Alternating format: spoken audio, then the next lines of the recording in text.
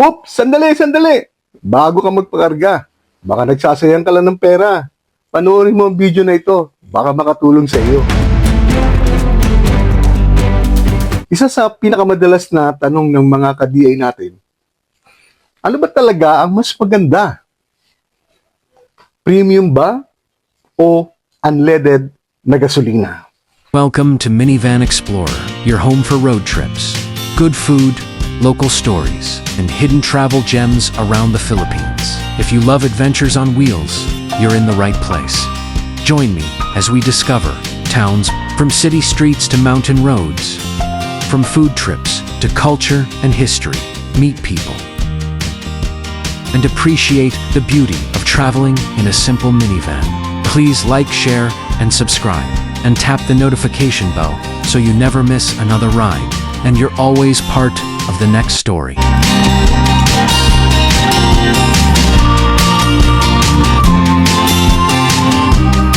Mga ka-Minivan Explorer, usapang gasolina tayo ngayon. Premium ba o unleaded? Marami kasi sa mga kasamahan natin ang confusing kung ano ba ipapakarga nila sa kanilang mga minivan. Premium ba or unleaded? Alin nga ba talaga ang mas okay para sa minivan mo or sa minivan natin? Ganito yan.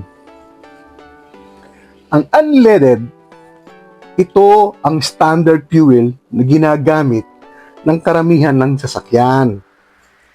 Tipid, practical, at swak para sa daily driving. Ang premium naman, mas mataas ang octane rating. Ibig sabihin, mas design ito para sa mga high performance engines. Yung mga sasakyang nangangailangan ng mas mataas na compression. Tama ka, mas mataas na compression. Pero ito ang katotohanan. Hindi lahat ng sasakyan kailangan ng premium. Kung ang minivan mo ay pang-regular lang, walang dagdag na lakas ang premium. At hindi ka rin makakatipid dito.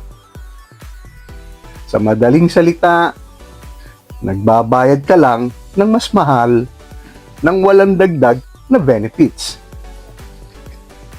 Kaya mga ka-minivan, kung daily use at normal engine lang, unleaded ang panalo. Kung nire-require naman ng sasakyan mo, saka ka mag-premium. Kaya bago ka mag-full tank, tandaan mo to, kaibigan.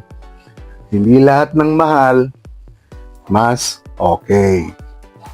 Depende yan sa requirements ng ating mga sasakyan. At ito po ang inyong Minivan Explorer. Practical tips para sa mas tipid, mas sulit, at mas astig mong biyahe.